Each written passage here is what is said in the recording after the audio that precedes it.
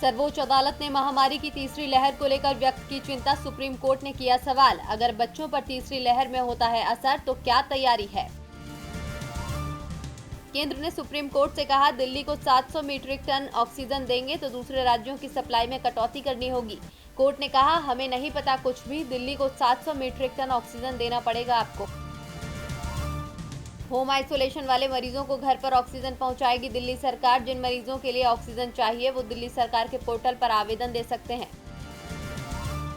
Bombay high court से अनिल देशमुख को लगा झटका, सीबीआई की एफआईआर को चुनौती देने वाली याचिका खारिज।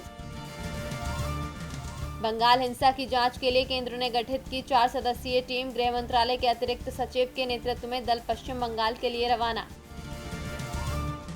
केरल की पिनराई विजयन सरकार ने कोरोना के बढ़ते मामलों को देखते हुए राज्य में 8 मई से लेकर 16 मई तक फुल लॉकडाउन लगाने का किया ऐलान।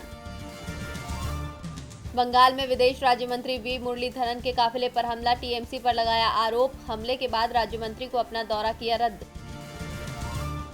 कांग्रेस ने पेट्रोल डीजल की कीमतों में बढ़ोतरी को लेकर सरकार पर साधा निशाना। राहुल गांधी ने कहा, चुनाव खत्म होने के साथ ही लूट फिर शुरू। ऑक्सीजन और दवाओं की कमी पर दिल्ली हाईकोर्ट ने कहा, रिपोर्ट पॉजिटिव नहीं है, फिर भी लक्षण दिखने पर मरीज का प्राथमिकता से इलाज जरूरी। दिल्ली में अगले 3 दिन तक रहेगी पीने के पानी की किल्लत। यमुना नदी का जल स्तर घटा, दिल्ली जल बोर्ड ने हरियाणा सरकार को बताया दोषी।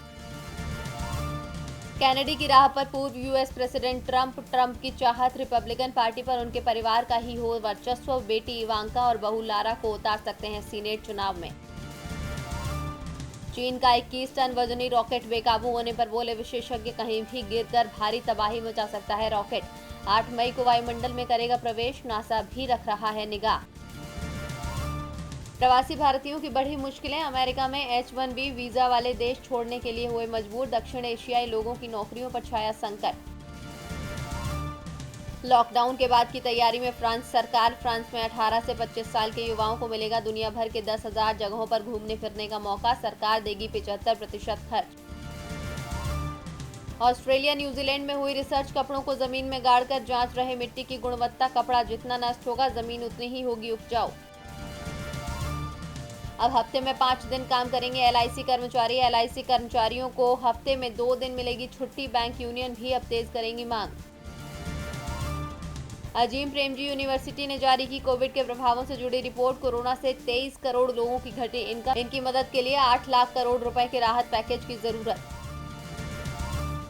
कॉमेडियन सुगंधा मिश्रा के खिलाफ एफआईआर दर्ज। दिल्ली में जुटी थी पाबंदियों से ज्यादा भीड़, होटल प्रबंधन पर भी हुई कार्रवाई।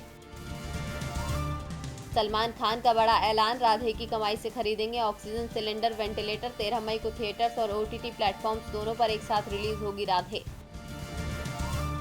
100 बॉल गेम खेलेंगी भारतीय महिला क्रिकेटर्स। बीसीसीआई से हरमन, स्मृति, जेमिमा और दीप्ति को मिली मंजूरी। 21 जुलाई से इंग्लैंड में होगा 100 बॉल का टूर्नामेंट।